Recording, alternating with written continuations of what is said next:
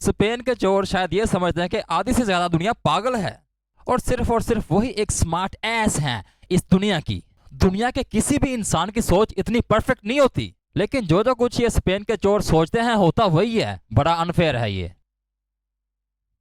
हाल ही में स्पेन ने एक सीजन लॉन्च किया है हाइस्ट वाला, जिसका नाम है बर्लिन, और वो बर्लिन के नाम पर है। लेकिन इस पूरे सीजन को देखने के बाद सिर्फ एक बात याद आती है कि बाकियों के साथ ज्यादती क्यों की गई है। इस दुनिया में कोई भी इंसान परफेक्ट नहीं है, फिर चाहे वो जिस तरह का चाहे प्लान बना ले, कोई ना कोई कमी या खामी रह जाती है, कोई लूप होल जरूर।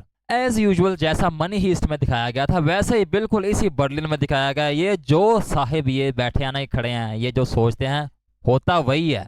चाहे अगले बंदे ने जितनी मर्जी कड़ी सिक्योरिटी की हो, ये जो फ्रांस का शाही गिलास है, इसी के दम पे पूरी चोरी सरंजाम दी जाती है। प्लान पूरे का पूरा तैयार होता है, बस उसको एग्जीक्यूट करने की देरी होती है इनके सीजन में। लेकिन वो फ्रांस जो अमेरिका के साथ मिलकर इस पूरी दुनिया का निजाम चलाए हुए हैं, वो सारे के सारे बुद्धू हैं।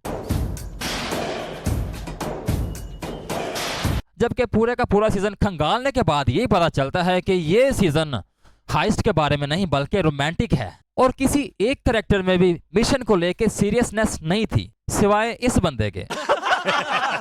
अब ये महाशय किसी के भी घर में घुस जाते हैं और जितना टाइम लगता है लगा के अपना काम पूरा करके निकलते हैं। जो टाइमिंग इन लोगों ने चूज की हुई है उसी टाइम पे ही कोई आएगा, उसके अलावा नहीं कोई आ सकता। अब ये बंदे जिससे चाहे जब चाहे गाड़ी छीन सकते हैं, कोई कानून है ही नहीं। और इन लोगों के पास इतना टाइम होता है, मौज मस्ती करते हैं, रेसें लगाते हैं, किसी को पता ही नहीं है। और फिर जब ये बंदा रेस हार जाता है, फिर एक प्लेन हैंगर खोलता है और उसमें कोई सिक्योरिटी गार्ड नहीं है, हालांकि इतने महंगे प्लेन होते हैं।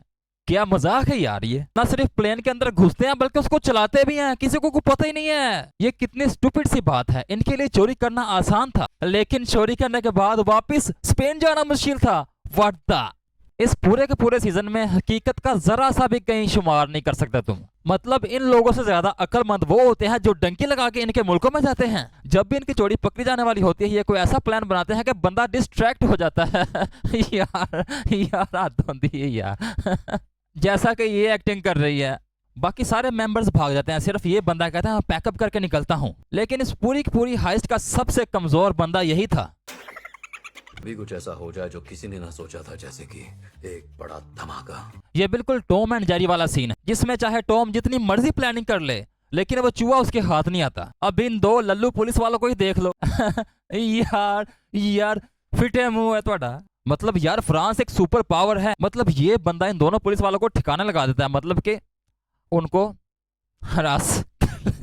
यार और जबकि सारे के सारे पुलिस वालों के साथ बड़ी ज्यादती की जाती है जी। मतलब इस लड़के को सांप काटता है, फिर इसको पॉइजन हो जाता है, फिर ये बंदा इसको हॉस्पिटल लेके आता है, दो पुलिस वालों को यरगुमाल बनाता है। उसके बाद पुलिस की ही गाड़ी लेके वहां से भाग जाते हैं, और लेकिन किसी को खबर ही नहीं है यार।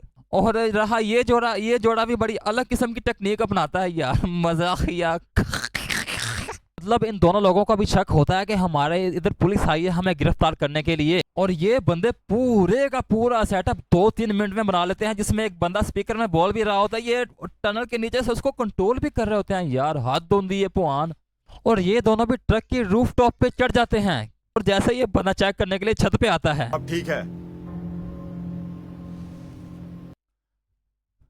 थले आवाज पाई जाती है यार।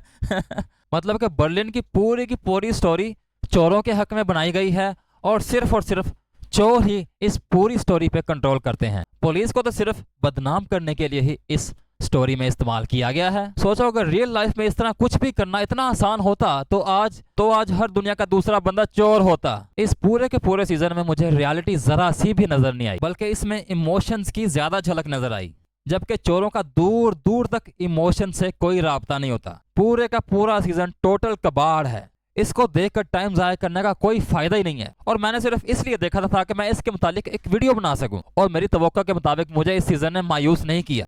बड़ा मवाद मुझे मिला। यार बड़ा ही मवाद मिला।